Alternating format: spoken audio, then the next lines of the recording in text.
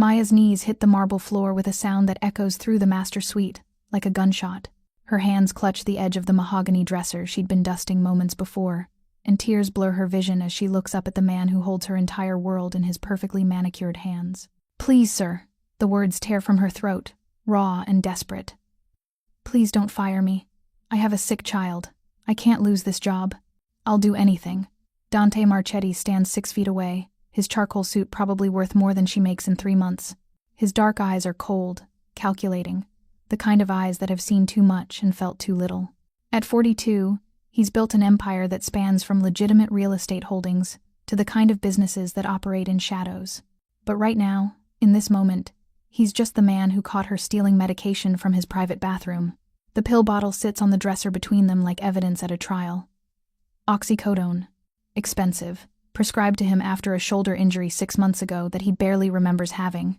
If you're enjoying this story so far, don't forget to hit the like button and subscribe. Drop a comment telling me where in the world you're watching from. I love hearing from you. He doesn't need them anymore. Hasn't touched them in weeks. But she didn't know that. "You were stealing from me?" His voice is quiet, controlled. That's what makes it worse. If he were yelling, she could handle that. But this cold, measured tone speaks of decisions already made, of consequences already decided. "In my home, from my personal belongings." "I know." Maya's voice cracks. She's 28 years old, and she can feel every single one of those years pressing down on her shoulders like weight she can barely carry. "I know, and I'm so sorry. But Lily, my daughter, she's only 5. She has leukemia. The treatments, they're so expensive, and the pain medication the insurance approved isn't enough. She cries all night, Mr. Marchetti. She cries, and I can't help her. I can't make it stop. She's sobbing now, the words pouring out in a flood she can't control. 3 months she's worked in this mansion, cleaning rooms that are bigger than her entire apartment. 3 months of watching Dante Marchetti move through his life with the casual authority of someone who's never had to beg for anything. 3 months of being invisible, which is exactly how she needed to be. Until this morning, when desperation made her stupid. "I wasn't going to sell them," she continues, her hands trembling as she grips the dresser. "I swear, I was just going to give them to Lily. Just a few pills to get through the worst nights. I know it was wrong. I know. But when you're watching your child suffer, and you can't do anything, you can't help her, you start making choices you never thought you'd make." Dante's expression doesn't change. He's heard excuses before, probably better ones. In his world, everyone has a story. Everyone has a reason for betrayal. And in his world, betrayal has consequences that don't care about your reasons. "You have 10 minutes to collect your things and leave," he says. "Consider yourself fortunate. I'm not calling the police." The words hit her like a physical blow. Maya's vision goes dark at the edges. No police means no arrest, no record, but it also means no reference, no unemployment benefits, no explanation for future employers about why she lasted only 3 months in this position. It means starting over from zero with a sick child and medical bills that already consume every dollar she makes. It means failure.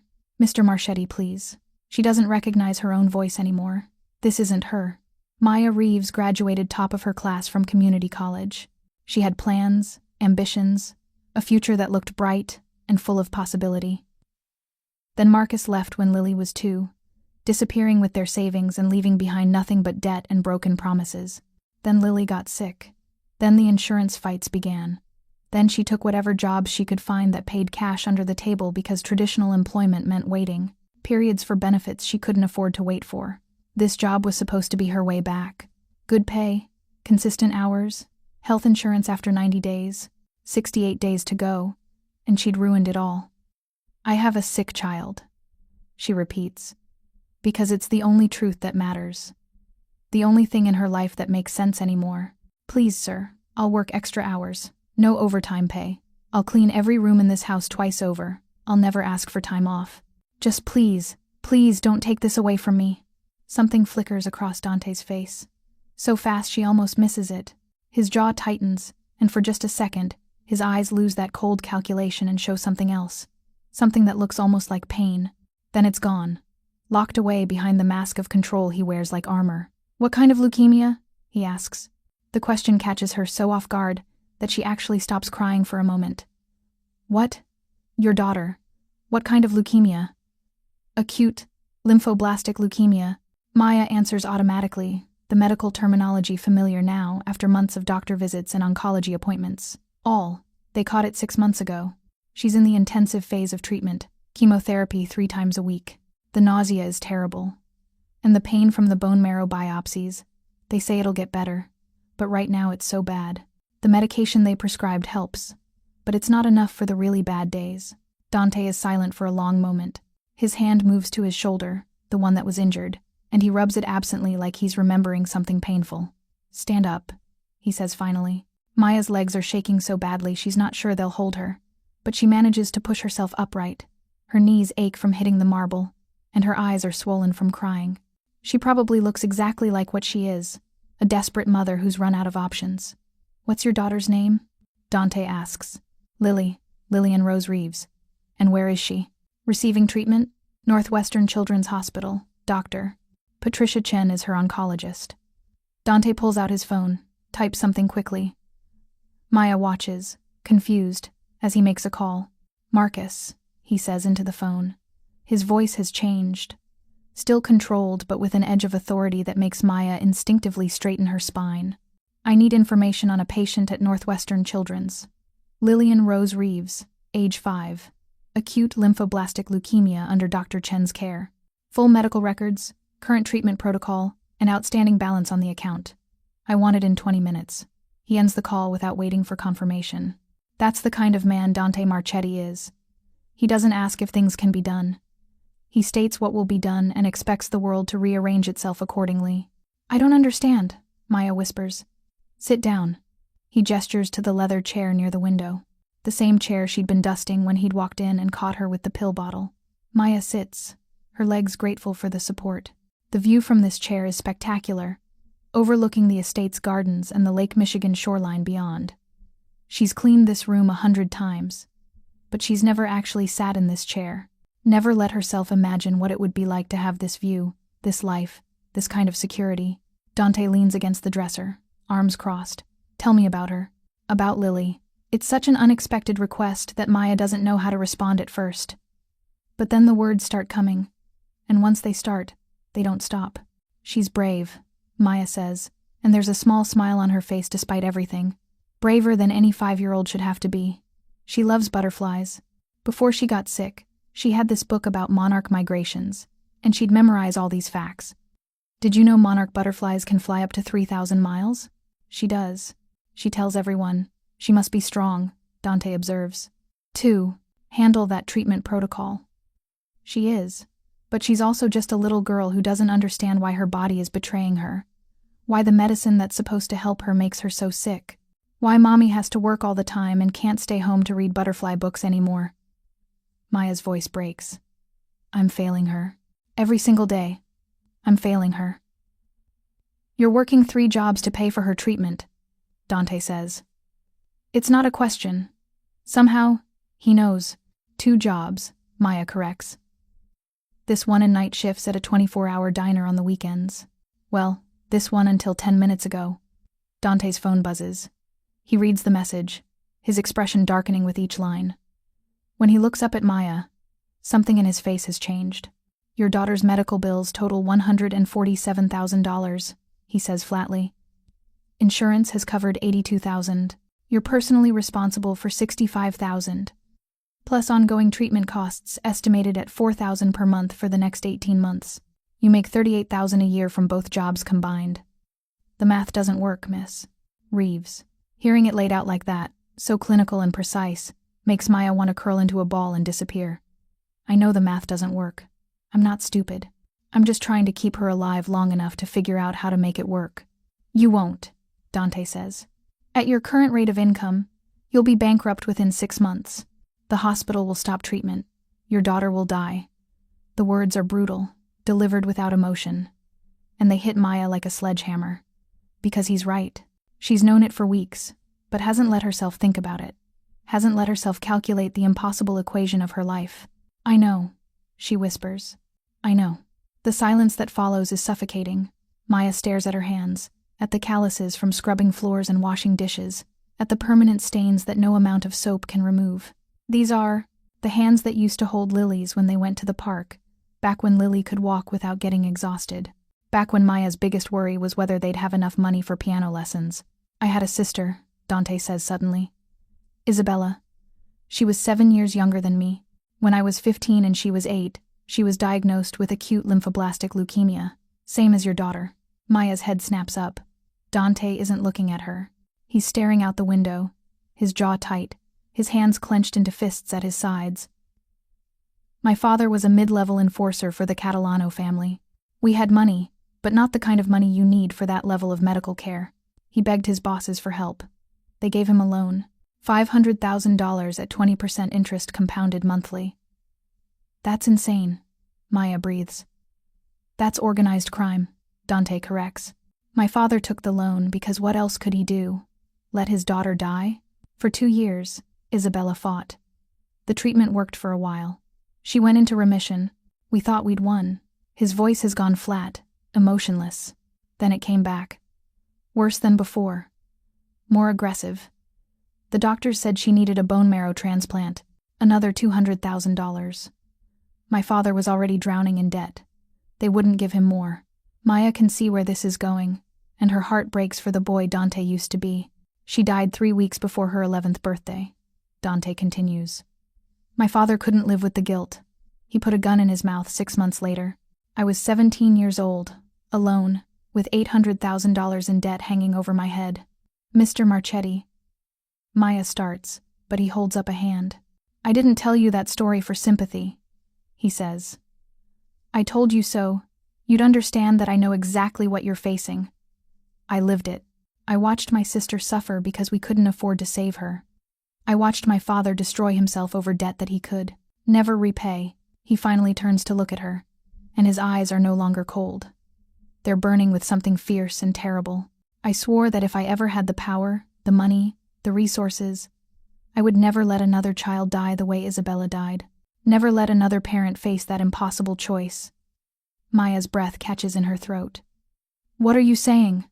Dante picks up the pill bottle from the dresser. These pills? They're yours now. Take them. Give them to Lily when she needs them. I'll have my doctor write a prescription in your name so you're not breaking any laws. I don't. I can't. Your daughter's medical bills will be paid in full by the end of the day, Dante continues, his voice firm. Ongoing treatment costs will be covered for as long as necessary. Dr. Chen will be instructed to provide whatever care Lily needs without consideration for cost.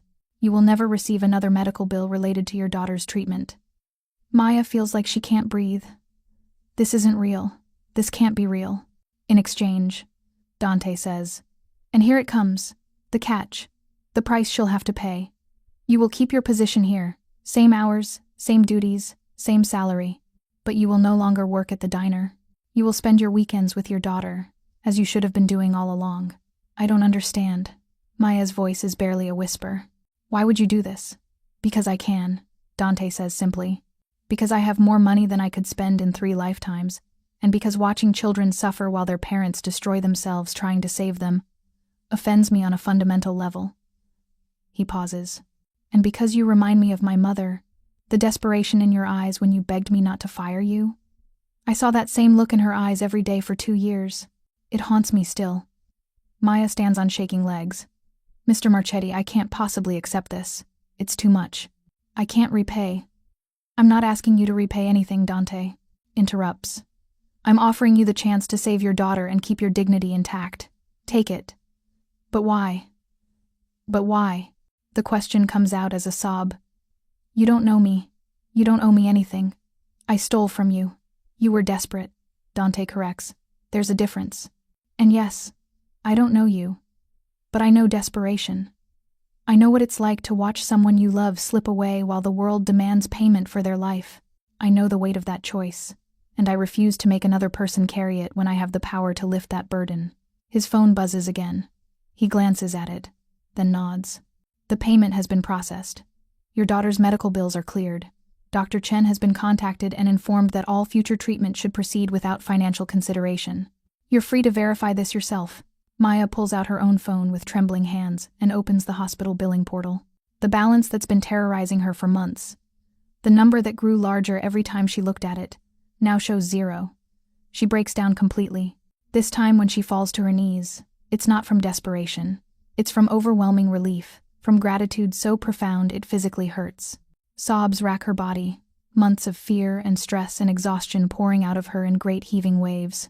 She doesn't see Dante move, but suddenly he's there, pulling her to her feet, guiding her back to the chair. He hands her tissues from the box on his nightstand and then steps back, giving her space to compose herself. "I don't know how to thank you," Maya manages between sobs. "I don't have words for what you've just done." "Then don't thank me," Dante says. His voice has gentled slightly. "Just take care of your daughter. Be there for her. That's all the payment I need." Maya wipes her eyes, trying to regain some semblance of composure. "Can I ask you something?" "Yes." "What happened to you after your sister died?" "After your father? How did you survive that debt?" Dante's expression hardens again. "I made different choices than my father did. Choices that allowed me to not only survive but to build something that ensures I never have to watch another child die for lack of money." He doesn't elaborate, and Maya understands that some questions don't get answered. "The other staff," she says suddenly, "they can't know about this. If they find out you paid my daughter's medical bills, they'll think I'm sleeping with you or something. I need this job. I need their respect." Something that might be approval flashes across Dante's face. "Agreed. As far as anyone else is concerned, you have a wealthy relative who came through.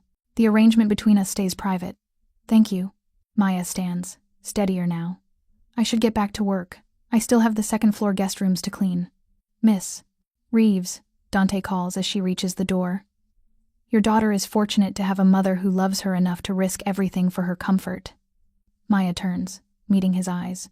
"Your sister was fortunate to have a brother who loved her enough to never forget what her death cost." For just a moment, the mask cracks completely, and Maya sees the grief that Dante Marchetti carries like a second skin. The guilt that drives him, the wound that never quite healed. Then he nods once, dismissing her, and the mask is back in place. Maya leaves the master suite on legs that barely support her weight.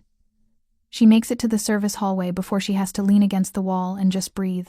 Her phone buzzes with a text from the hospital confirming that her balance is cleared, and Dr. Chen wants to schedule a consultation about expanding Lily's pain management protocol now that cost is no longer a factor. She reads the message 3 times before she believes it's real. In the master suite, Dante stands at the window, looking out at the lake without really seeing it. His phone rings. He answers without checking the caller ID. "The payment went through?" Marco's voice comes through clearly. Marcus Romano is Dante's right hand, the man who handles the details that Dante doesn't have time or patience for. "Yes. Arrange for a standing consultation with Dr. Chen. I want monthly updates on the child's condition and treatment progress." "Boss, are you sure about this?" "Getting involved with staff is—" "I'm not involved," Dante interrupts. "I'm simply ensuring a child receives necessary medical care, same as I've done with 3 other families this year. Those other families were connected to the business," Marco points out carefully. "This woman is a housekeeper who was stealing from you. The men are already talking about it. Let them talk," Dante says coldly, "and remind them that I don't answer to them. If anyone has concerns about how I spend my money, they can bring them directly to me." Marco is silent for a moment. "Understood. Anything else?" "Background check on Maya Reeves. Full workup. I want to know everything about her, her ex-husband, her financial history, and anyone she associates with. If she has other problems I should know about, I want to know them." "You think she's playing you?" "No," Dante admits. "But I didn't build this empire by trusting people at face value. Verify everything." He ends the call and returns to staring out the window. Somewhere in this city, a 5-year-old girl named Lily is fighting for her life. And her mother, who was desperate enough to steal medication, now has one less thing to worry about. Dante thinks about Isabella, about her smile, and the way she used to make him read her favorite butterfly book over and over, about the last time he saw her, so thin and pale that she barely looked real, about the promise he'd made at her grave, that he would never let money determine whether a child lived or died. He's kept that promise, sometimes in ways that would horrify people who don't understand the world he operates in. But he's kept it, and he'll keep it for Lily. Reeves too, even if her mother doesn't understand the real cost of accepting his help. Even if she doesn't understand what it means to be connected, however tangentially, to Dante Marchetti and the empire he's built on violence and blood, and choices that most people could never imagine making.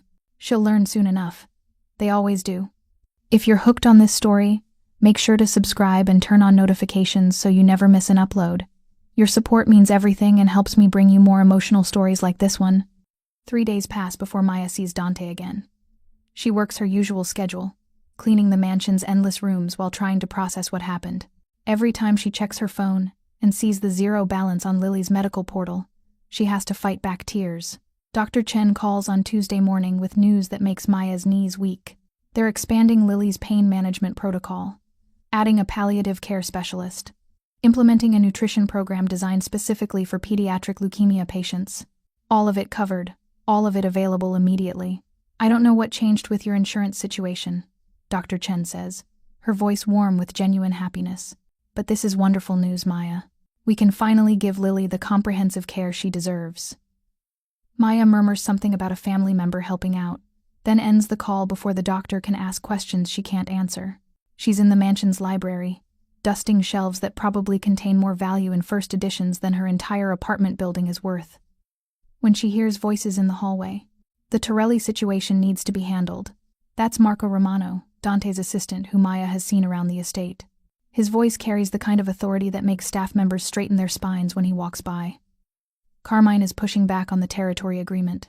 Says we're encroaching on his gambling operations in Cicero. Carmine Torelli has been looking for an excuse to start a war for 6 months. Dante's voice is colder than Maya has ever heard it. He thinks we're weak because we've been focusing on legitimate expansion.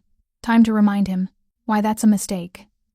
Maya freezes with her dust cloth halfway to a leather-bound Shakespeare volume.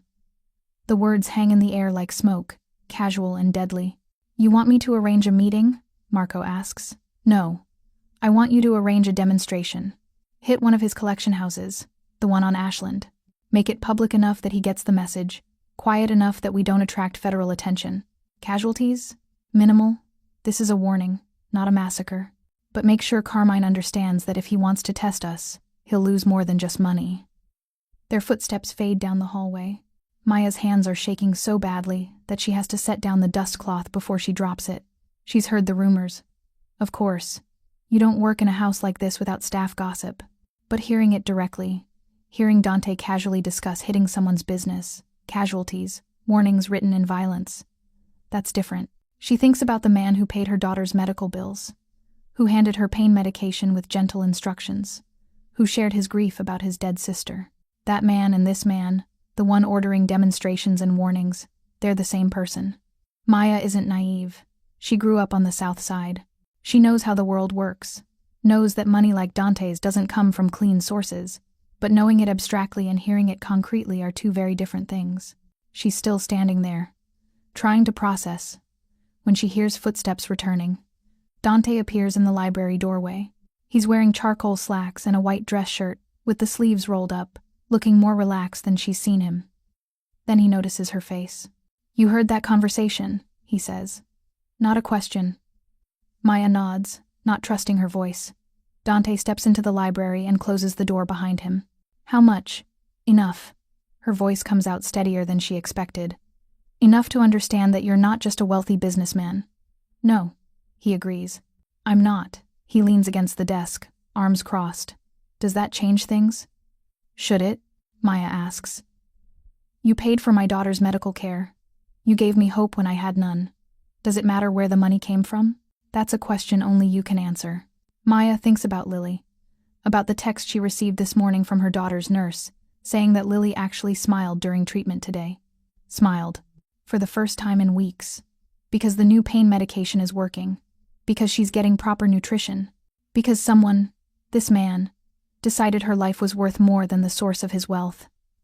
I don't know how to reconcile it, she admits finally. The man who saved my daughter and the man who casually discusses hitting someone's business. They don't fit together in my head. They're both me, Dante says simply. I'm not going to apologize for what I do, or how I built this empire. But I'm also not going to lie to you about it. You work in my home. You've seen my life, at least the surface of it. You deserve to understand the reality underneath. Why? The question bursts out before she can stop it. Why do I deserve anything? I'm just your housekeeper. You could fire me tomorrow and hire someone else who wouldn't ask questions, wouldn't hear things, wouldn't complicate your life. Dante is quiet for a long moment. My mother worked as a housekeeper, he says finally. After my father died, before I'd built anything, she cleaned houses for people who treated her like furniture, like she was invisible. Like her pain and her grief and her humanity didn't matter because she was there to dust their shelves and wash their floors. He meets Maya's eyes. I swore I would never treat anyone that way. You're not invisible, Miss Reeves. You're a person with a daughter and a life and the right to understand the world you're operating in, even if that world is dangerous, especially if it's dangerous. Before Maya can respond, Marco appears in the doorway. Boss, we have a problem. Dante's entire demeanor changes. The reflective man discussing his mother vanishes, replaced by something harder, colder. What kind of problem? The Reeves woman. Marco glances at Maya, then back to Dante. Someone's been asking questions about her at Northwestern Children's Hospital, specifically about who's covering the bills. Maya's blood turns to ice. What? Who? We don't know yet, Marco says. But hospital security flagged it because the person was flashing money, trying to bribe staff for information about your daughter's benefactor. Dante's jaw clenches. When? This morning. Around 10. Pull the security footage. I want to know who they were, who sent them, and why they're interested. Dante looks at Maya. Do you have enemies? An ex-husband who might be looking for money? Anyone who would have reason to investigate your finances? Marcus left 3 years ago. Maya says, her mind racing. He hasn't contacted me since. Lily's grandparents died before she was born. I don't have anyone who... Wait. Her stomach drops. I told the hospital a wealthy relative was covering the bills. What if someone thinks I'm hiding assets? What if they report me to social services or something? They could take Lily from me if they think I'm lying about my financial situation. That's not what this is, Marco says grimly. The person asking questions wasn't from social services. Hospital security described them as male, late 20s, expensive clothes, and very interested in knowing if the benefactor ever visited the hospital. That's not a welfare check. That's surveillance. Maya feels the room tilt. I don't understand. Why would anyone surveil my daughter's medical care? Dante and Marco exchange a look that makes Maya's skin crawl. It's the kind of look that says they understand exactly what's happening, and it's worse than she thinks. Miss Reeves, Dante says carefully. In my world, information is currency. The fact that I'm covering your daughter's medical expenses is information. If certain people learn about it, they might interpret it as a relationship between us. A relationship they could exploit. Exploit how? But even as Maya asks, she knows the answer. She's seen enough movies, read enough news stories. They'd use us against you. Use Lily against you. Potentially, Dante admits. Which is why we need to be proactive about security. No, Maya backs away from both men. No, this is insane. I'm nobody. My daughter is nobody. We're not part of your world, and we don't want to be. Just stop paying the bills. Tell whoever is asking that you made a mistake, that you're not helping us anymore, that there's no connection. It's too late for that, Marco says. The connection exists. Whoever is asking questions already knows enough to be asking them. Cutting ties now wouldn't eliminate the threat. It would just eliminate your protection. Protection? Maya's voice rises. I don't need protection. I need a normal life where my daughter can get medical treatment without it turning into some kind of organized crime situation. I understand you're scared, Dante says, his voice calm despite Maya's rising panic. But right now, the safest thing for you and Lily is to let me handle this. That means security measures. That means being smart about your movements. That means trusting me to keep you safe. I don't know you, Maya shoots back. 3 days ago you were just my boss. Now you're telling me my daughter might be in danger because you paid her medical bills?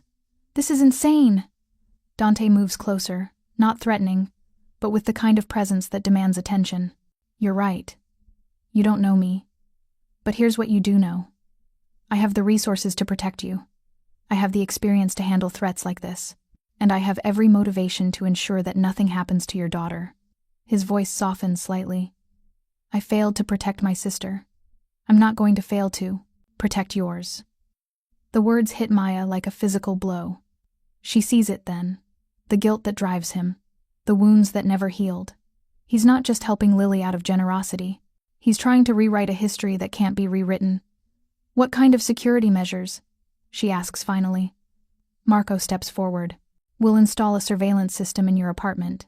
Discreet, but comprehensive. You'll have a driver for work and hospital visits. Someone will be monitoring your daughter's hospital floor at all times, and will run background checks on everyone in your immediate circle, friends, co-workers, neighbors, to make sure no one poses a threat. You want to surveil my entire life, Maya says flatly. I want to keep you alive, Dante corrects. There's a difference. These measures stay in place until we identify who's asking questions and neutralize the threat. Once that's done, we can reassess. Maya thinks about Lily, about the smile her daughter gave her this morning when Maya dropped her off at her mother's friend's house. Lily's been staying there during the day while Maya works, a temporary arrangement until they figure out better childcare. If someone is asking questions, if there's really a threat, what happens to Lily? Okay, she says finally, but I have conditions. Dante raises an eyebrow. You're in a position to negotiate? My daughter doesn't know about any of this. She can't know. She's 5 years old and fighting cancer. I won't let her be scared on top of everything else. Maya's voice is steel. Whatever security you put in place, it has to be invisible to her. And no one, and I mean no one, approaches her without going through me first. Agreed, Dante says immediately. And once this threat is handled, we go back to normal. You're just the man who helped with medical bills. We're not friends, we're not family, we're not anything except employer and employee. I don't want to be part of your world permanently. Something flickers across Dante's face. Disappointment, maybe, or understanding. If that's what you want, that's what I want, Maya says firmly. Even though part of her, a part she doesn't want to examine too closely, isn't entirely sure that's true. Marco makes a call, speaking in rapid Italian. Dante watches Maya with an expression she can't quite read. The security team will be at your apartment within the hour, Marco says, ending his call. They'll need access to install cameras and sensors. I'll have someone escort you home to let them in. I have work to finish here. Maya protests. Consider this part of your work responsibilities, Dante says. Keeping yourself safe, so you can continue taking care of your daughter, is now your primary job. Maya wants to argue, but she's too tired and too scared. The adrenaline is wearing off, leaving behind a bone-deep exhaustion that makes her want to curl up and sleep for a week. I need to pick up Lily from Mrs. Chen's house, she says. She's staying there while I work. Not anymore, Dante says. Marco will arrange for a qualified caregiver to be at your apartment. Someone with medical training who can help with Lily's care. Someone vetted by my security team. You can't just take over my entire life, Maya says. But there's no heat in it. She's too overwhelmed to fight. I'm not taking over, Dante corrects. I'm protecting. There's a difference. The drive to Maya's apartment takes 20 minutes. Marcus drives. With another man Maya doesn't recognize in the passenger seat. They don't speak to her, which is fine. She spends the drive staring out the window, trying to process how her life went from desperate to complicated in less than a week. Her apartment is exactly as she left it this morning. Small, cramped, with water stains on the ceiling and carpet that's seen better days. The security team is already there. 3 men in casual clothes who could be anyone from movers to cable installers. Except for the way they move, with the same controlled awareness she's seen in Marco and Dante. The way their eyes constantly scan, cataloging exits and threats and vulnerabilities. Miss Reeves. One of them approaches, a man in his early 30s with kind eyes and a firm handshake. I'm David Brennan. We'll be installing a security system today. It shouldn't take more than a few hours. We'll try to minimize disruption. Maya nods numbly and moves to Lily's bedroom. The room is small but cheerful, decorated with butterfly stickers that Lily insisted on placing herself. They're crooked and chaotic and perfect. Maya sits on the small bed and just breathes. Her phone rings. The hospital. Miss Reeves? This is Nurse Patterson from Northwestern Children's. Lily's asking for you. She's having a hard day. Maya's chest tightens. Is she okay? Is something wrong? No medical emergencies, Nurse Patterson reassures her. She's just uncomfortable and wants her mom. Can you come in? I'm on my way. Maya ends the call and rushes out to the living room, where David Brennan is installing what looks like a smoke detector, but is clearly a camera. I need to go to the hospital. My daughter needs me. I'll drive you, Marco says. He's appeared from somewhere, always present, always watching. The hospital is already being monitored, but I want to assess the situation personally. The drive to Northwestern Children's Hospital feels eternal. Maya's hands twist in her lap, anxiety building with each mile. Lily doesn't ask for her often during treatment days. She tries so hard to be brave, to not worry her mother. If she's asking, it means something is really wrong. They pull up to the main entrance. Marco puts a hand on Maya's arm before she can bolt from the car. I'm going to follow you inside. Stay in public areas. Don't go anywhere alone. If you see anyone who makes you uncomfortable, anyone at all, you signal me immediately. How do I signal you? Touch your left ear. I'll handle the rest. Maya wants to laugh at the absurdity of having a signal for danger in a children's hospital. But she can't. Not when there might actually be danger. Not when her daughter might be a target because of choices Maya made out of desperation. The pediatric oncology floor is on the 7th floor. Maya knows the route by heart. She speedwalks past the reception desk, past the family waiting area with its cheerful murals and sad parents, straight to room 714. Lily is sitting up in her hospital bed, her blonde hair, so much thinner than it used to be, falling across her pale face. She's wearing the butterfly pajamas Maya brought her last week. When she sees Maya, her face crumples. "Mommy," she whimpers. It hurts. Maya's heart breaks. She rushes to the bed, gathering her daughter carefully into her arms. "I know, baby. I know. Mommy's here now." "The medicine isn't working," Lily sobs. "They gave me the medicine, but it still hurts." Nurse Patterson appears in the doorway. The nausea hit harder than expected today. We've adjusted her anti-nausea medication, but she needs comfort right now more than anything. Maya nods, not trusting her voice. She settles onto the bed carefully, mindful of all the tubes and wires, and holds Lily while her daughter cries. This is the worst part of the disease. Not the treatments or the procedures or even the prognosis. It's these moments when Lily's 5-year-old mind can't understand why her body is betraying her. "Remember the butterfly book?" Maya whispers. "Remember the monarchs? They fly 3,000 miles. Lily mumbles against Maya's shoulder. "That's right. 3,000 miles. That's so far. But they do it anyway. Even when they're tired, even when it's hard, they keep flying." "Am I like the butterflies?" Lily asks. "You're exactly like the butterflies," Maya says, tears streaming down her face. "You're so brave, baby. So strong. You're flying even when it's hard." "I don't feel strong." "I know. But you are. You're the strongest person I know." They sit like that for an hour. Eventually, Lily's breathing evens out as sleep claims her. Maya carefully shifts her daughter back onto the pillows, tucking the blankets around her small frame. "Doctor." Chen appears during rounds. "Maya, can I speak with you in the hallway?" Maya follows, her stomach tight with anxiety. Bad news always comes in hallways. "Lily's latest labs show improvement," Dr. Chen says, and Maya nearly collapses with relief. "The new protocol is working. We're seeing a positive response to the treatment adjustments we made this week. I wanted to tell you in person because I know how hard these days are." "She's improving?" Maya's voice cracks. "Significantly. If this trend continues, we'll be able to move to the next phase of treatment ahead of schedule." "Doctor," Chen smiles. "Whatever you're doing, keep doing it. The reduction in stress, the improved nutrition, the better pain management, it's all helping." Maya thinks about Dante, about the money that made all of this possible, about the security team currently installing cameras in her apartment, about the danger that might be coming because she accepted help from a man whose world operates in shadows. "Thank you," she manages. "Thank you for everything." Back in Lily's room, Maya finds Marco standing just inside the door.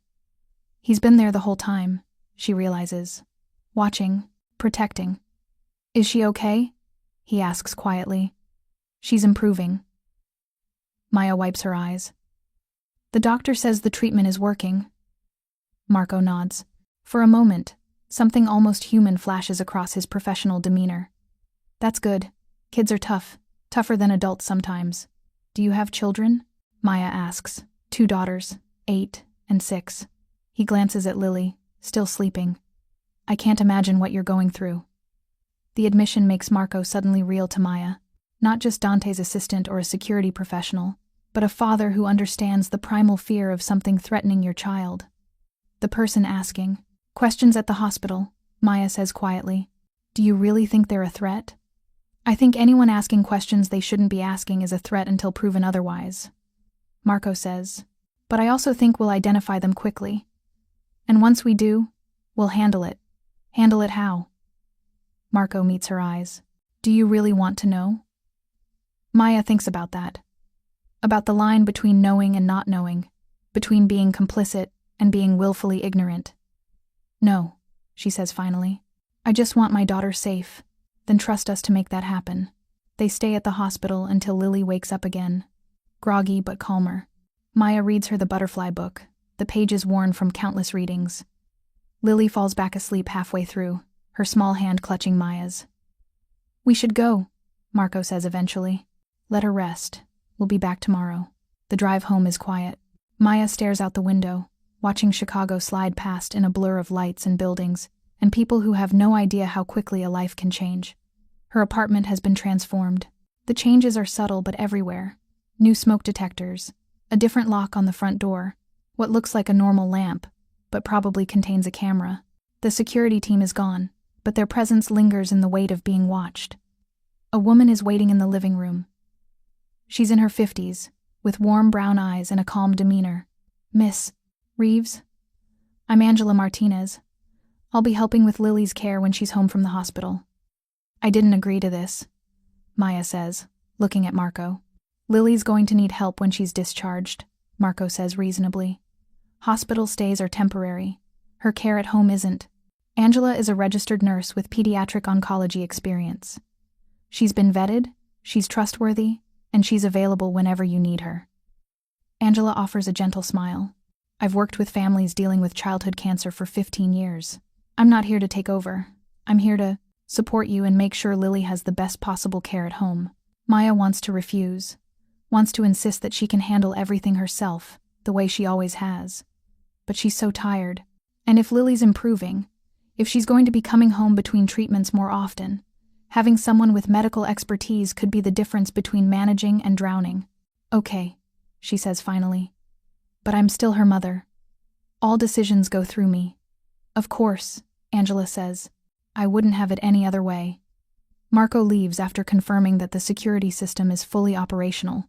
Maya shows Angela the apartment, feeling strange about giving a tour of her own home to someone who's apparently going to be a fixture in their lives. Get some rest, Angela says as she prepares to leave. I'll be back tomorrow morning.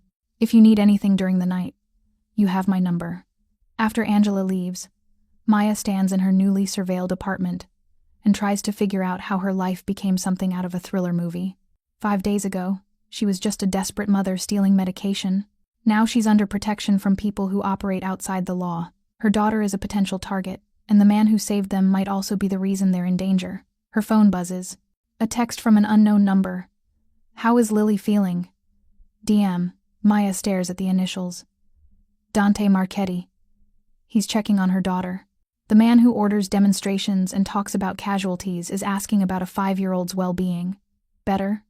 She texts back. The doctor says the treatment is working. Thank you for that. The response comes quickly. You don't need to thank me. Just focus on being there for her. Marco will update me on the security situation. Sleep well, Miss Reeves. Maya lies down on her couch, too exhausted to make it to her bedroom. Sleep comes eventually. Restless and full of dreams about butterflies trapped in cages and men with cold eyes who can't save their Tom, sisters, no matter how much power they accumulate. In his office across the city, Dante reviews the security footage from Northwestern Children's Hospital. The man asking questions is young, sloppy, obvious in his questioning, an amateur, which makes him more dangerous, because amateurs are unpredictable. Do we have an ID? Dante asks Marco, running his face through our databases now. Should have something within the hour. Dante watches the footage again, noting the way the man keeps checking his phone. Like he's reporting to someone. He's working for someone else. Find out who. Already on it. Marco hesitates. The Reeves woman. She's handling this better than I expected. She's stronger than she looks, Dante says. She'd have to be to survive what she's been through. You sure this is wise? Getting involved with staff? The men are already talking. Let them talk, Dante says coldly. Their opinions about how I spend my money or who I choose to help are irrelevant. It's more than helping. Marco's voice is careful. You're protecting her, personally. That's different. That sends a message. What message? That she matters to you. And in our world, anything that matters to you becomes a target. Dante knows Marco is right. Protection suggests value, and value suggests weakness. But the alternative, leaving Maya and Lily vulnerable, is unacceptable. Then we make it clear that targeting them would be a fatal mistake. His phone buzzes. A report from the database search. The man from the hospital has been identified. Thomas Greco, low-level associate with the Torelli family. Dante's jaw tightens. Carmine Torelli is already making moves. The question is whether this is related to the business dispute, or if Carmine somehow learned about Maya and is probing for weakness. Bring Greco in, Dante says quietly. I want to have a conversation with him about appropriate boundaries. Marco nods and leaves. Dante returns to the window, looking out at the city that he controls through a network of businesses and relationships and carefully calibrated violence. Somewhere in that city, a 5-year-old girl is sleeping in a hospital bed, fighting a disease that doesn't care about her mother's desperation or her potential future. And Dante has just made her safety his responsibility. He thinks about Isabella, about the promises he made at her grave, about the debt he can never repay to a sister who died because their father couldn't protect her. He won't fail again.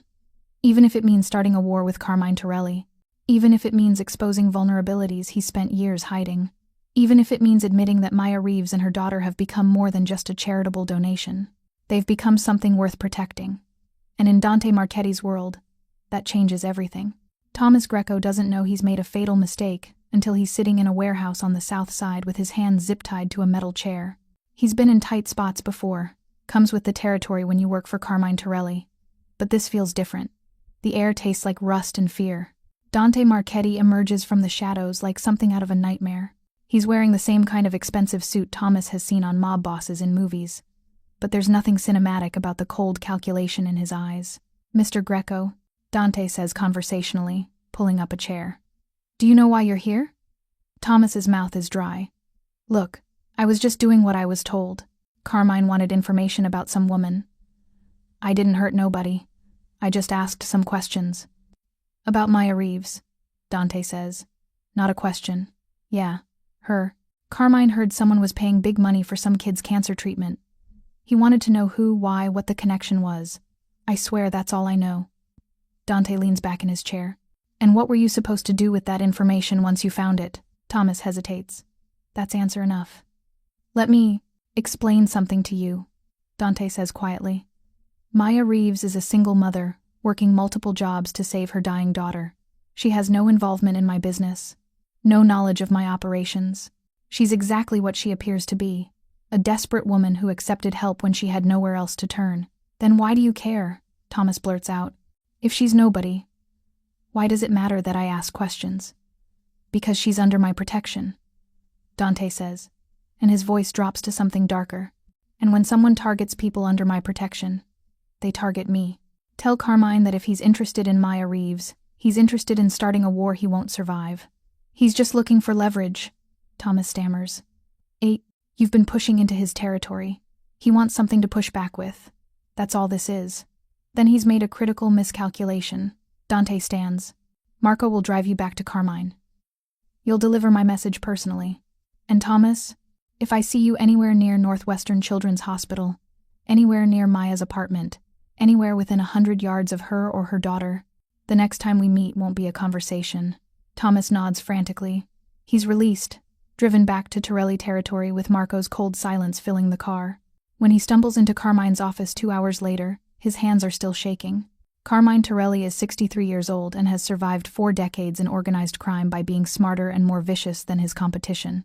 He listens to Thomas's report with no expression, then dismisses him with a wave.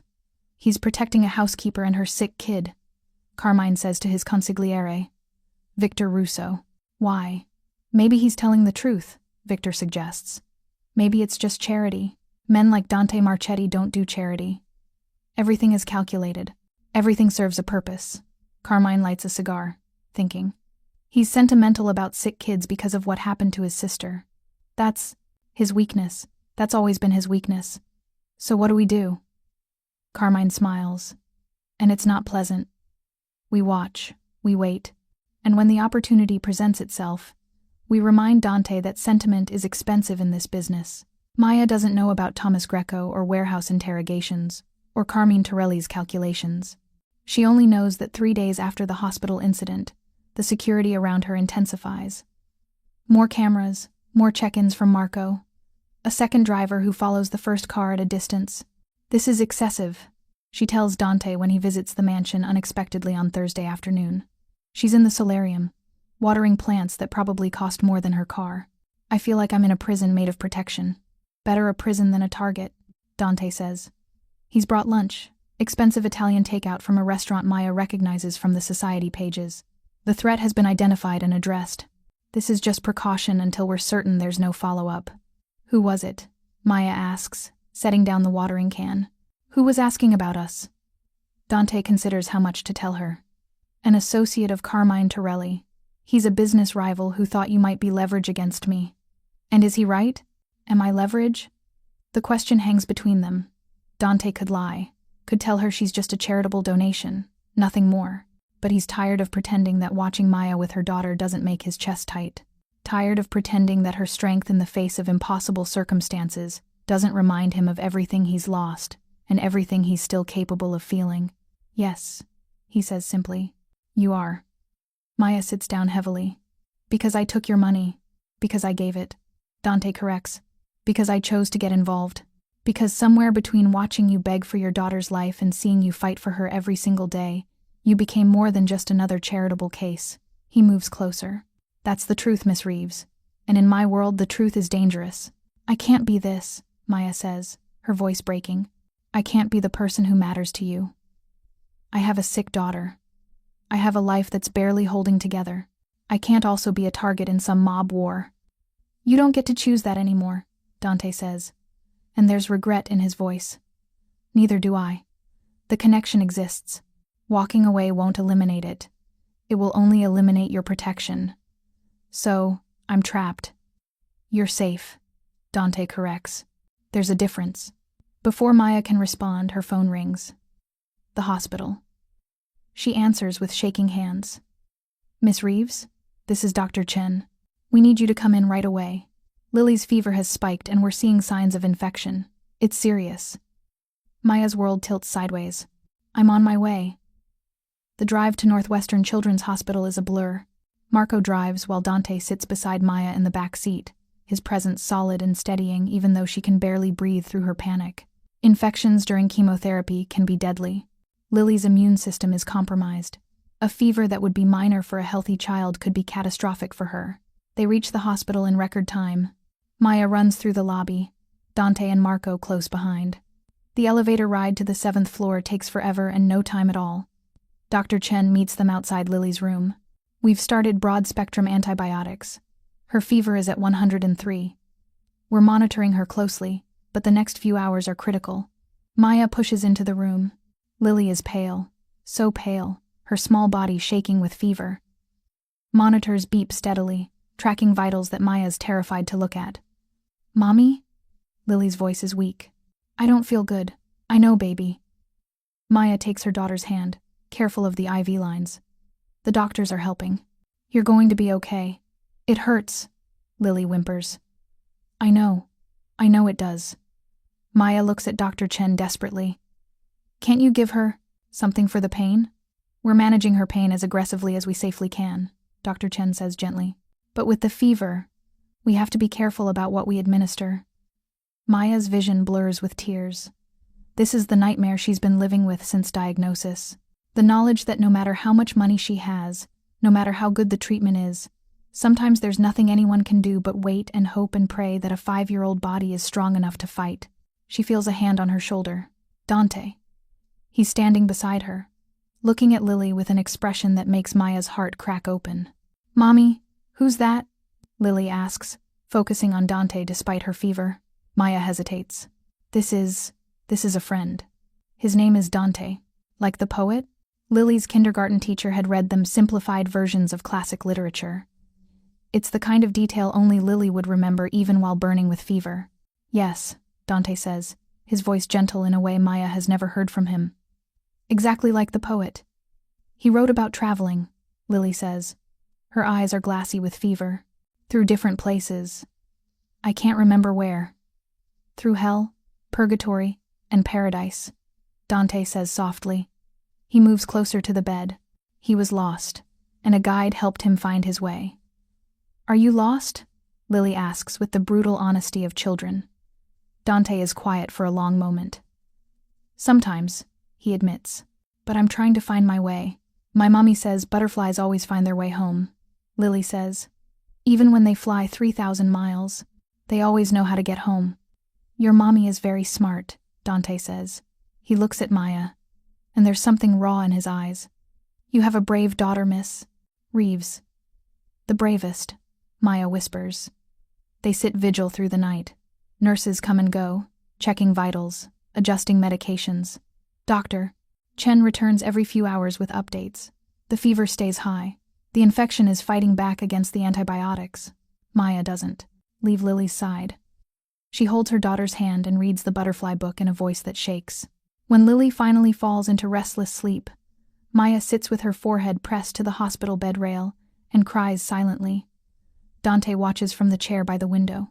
He's made phone calls, checking in with Marco about business that needs handling, but his attention never leaves Maya and Lily for long.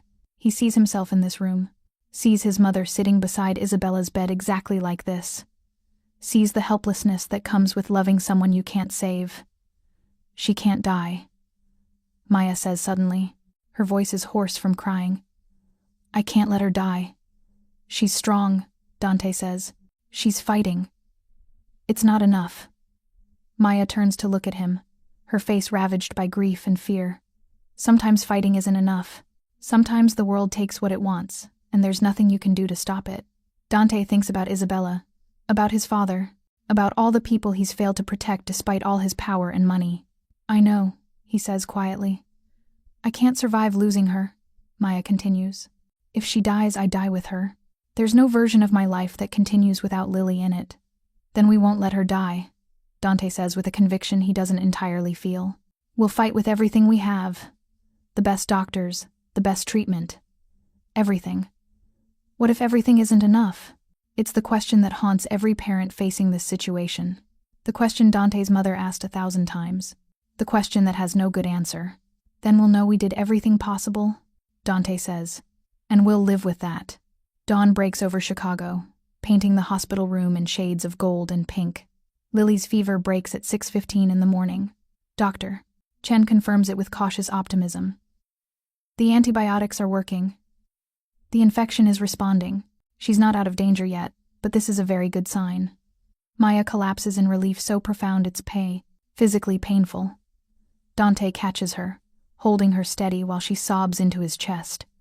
He doesn't say anything. There's nothing to say. He just holds her and lets her break apart, because sometimes that's what people need. When Maya finally pulls herself together, she looks up at Dante with swollen eyes. Thank you for staying. Where else would I be? He says simply. Over the next 3 days, Lily's recovery progresses steadily. The infection clears. Her fever stays down. Color returns to her face.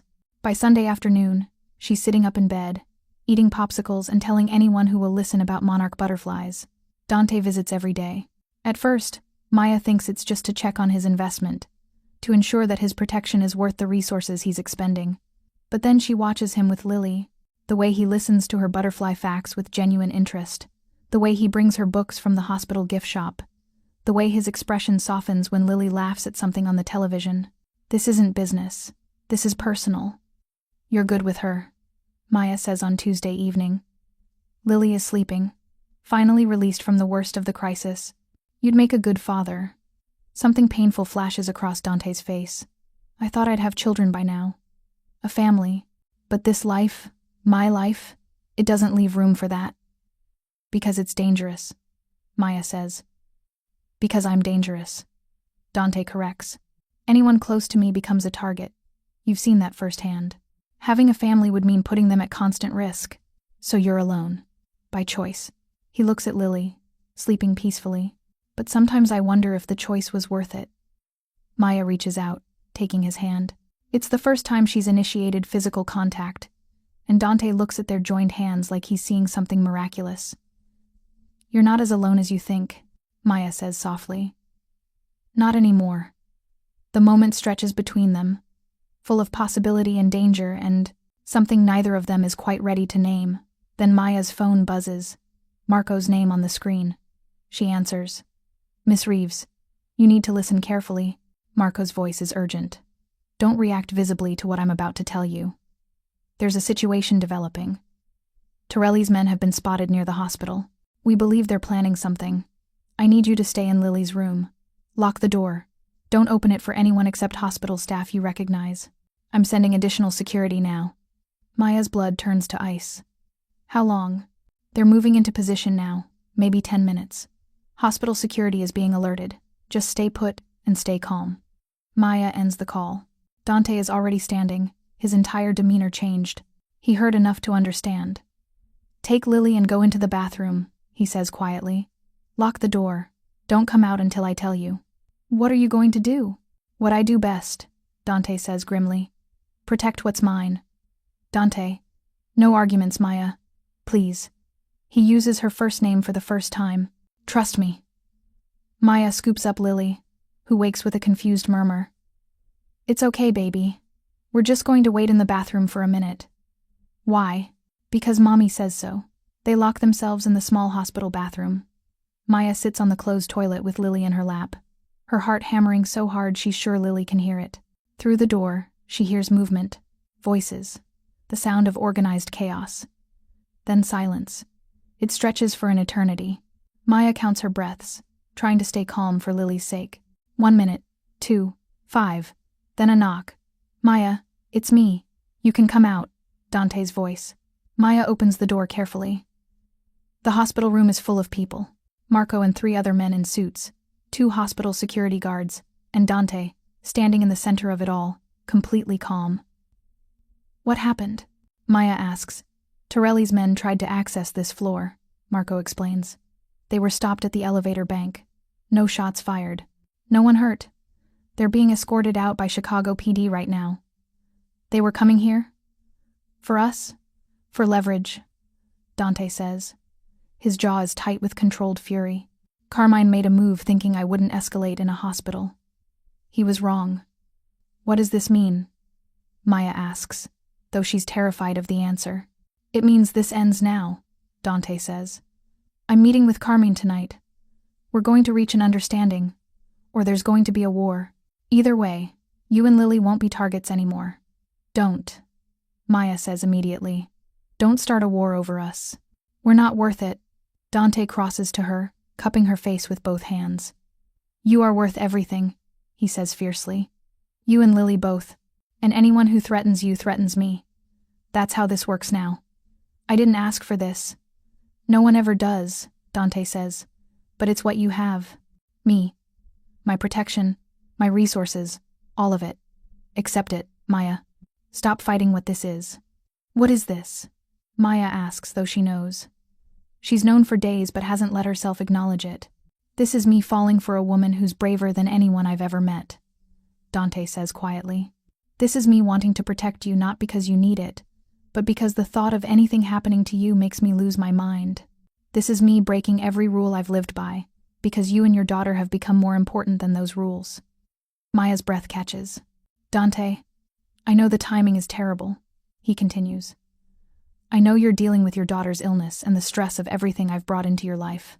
I know I'm asking you to accept a reality that's dangerous and complicated, but I need you to know the truth. You matter to me, more than you should, more than is wise, more than I've let anyone matter in a very long time. Maya thinks about the past 2 weeks, about the man who paid her daughter's medical bills, who sat with her through the fever, who looks at Lily like she's precious, who carries guilt like weight on his shoulders, who operates in violence but chooses mercy when he can. I'm terrified of you, she admits, of what you do, of the world you live in, but I'm also grateful. And I'm also, God help me, starting to care about you in a way that probably makes me insane. Probably. Dante agrees. And there's the ghost of a smile on his face. If I accept this, if I accept you, what does that mean for Lily? She's my priority. She'll always be my priority. I would never ask you to choose between her and me, Dante says immediately. She comes first. Always. I understand that. I respect it. Maya looks at her daughter, now being examined by a nurse who appeared during the commotion. Lily is laughing at something the nurse said, looking healthier than she has in weeks. The treatment is working. The crisis has passed. There's hope now, where there was only desperation before. And that hope exists, because Dante Marchetti chose to help them. Okay, Maya says finally. Okay, I accept this. I accept you. Whatever this is, whatever it becomes, I'm willing to try. Dante's entire body releases tension she didn't realize he was carrying. I'm going to keep you safe, he says. Both of you, whatever it takes. I know, Maya says. And she does. The meeting with Carmine Torelli happens in neutral territory, a restaurant that serves as Switzerland in mob politics. Dante arrives with Marco and 2 other men. Carmine brings Victor and a bodyguard. They sit across from each other like chess pieces. You made a mistake, Dante says without preamble. Coming after people under my protection. I was simply gathering information, Carmine replies smoothly. About a business relationship that seemed unusual. There is no business relationship. There's a woman and her sick daughter who needed help. I helped them. That's where the story ends. Does it? Carmine lights another cigar. Because, from where I'm sitting, it looks like you've developed an attachment. That's interesting, Dante. You've been so careful for so long, never letting anyone close, never showing weakness. And now there's a housekeeper and a kid with cancer who make you irrational. What do you want, Carmine? Cicero, Carmine says bluntly. You've been expanding into my gambling territory. I want you to pull back. In exchange, the woman and her kid are off limits. No one touches them. No one asks questions. They're civilians, as far as my organization is concerned. Dante considers this. Cicero is valuable, but it's not critical. And the alternative is a war that would be costly for both sides. Agreed, he says. But understand this clearly. If anyone, and I mean anyone connected to you so much as looks at Maya Reeves or her daughter wrong, the peace ends. And when it ends, I won't be measured in my response. Message received, Carmine says. He extends his hand. Dante shakes it. Agreements in their world are binding in ways that legal contracts never are. Break this agreement, and the consequences are measured in bodies. The meeting ends. Dante returns to the hospital, where Maya is reading to Lily.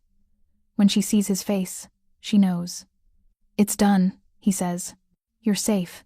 Maya's shoulders drop with relief so profound she almost cries. Thank you.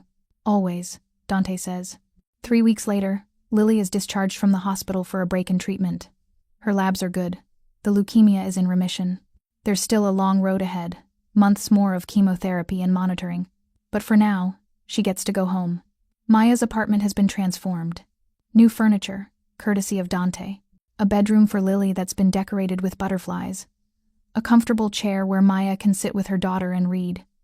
Angela is there, ready to help with home care. Marco's security team remains discreet but present.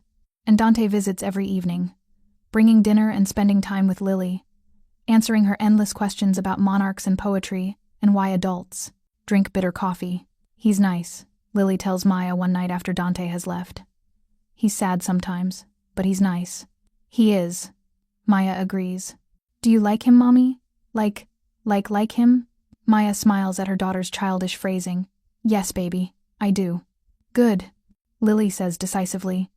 He needs someone to like him. He's lonely. Out of the mouths of babes. Maya kisses her daughter's forehead and tucks her in, marveling at how this fierce, perceptive little girl managed to survive so much. Later, Maya stands in her living room and texts Dante. Thank you. For everything. For Lily. For keeping us safe. For being here. His response comes quickly. Thank you for letting me. For trusting me. For giving me a reason to be better than I was. Maya thinks about the future. About Lily's continued treatment. About the man who operates in shadows but brings light into their lives. About the choice she made to accept this complicated, dangerous, beautiful reality. It's not a fairy tale. There will be challenges ahead. Threats from Dante's world. The ongoing battle against Lily's disease. The complications of building a relationship in the midst of chaos. But they'll face it together. The mother, the daughter, and the mob boss who learned that the strongest armor is love itself. And for now, in this moment, that's enough. Thank you so much for watching until the end. If you loved this story, Check out the other videos on your screen now. I think you'll really enjoy them. And don't forget to subscribe if you haven't already. See you in the next story.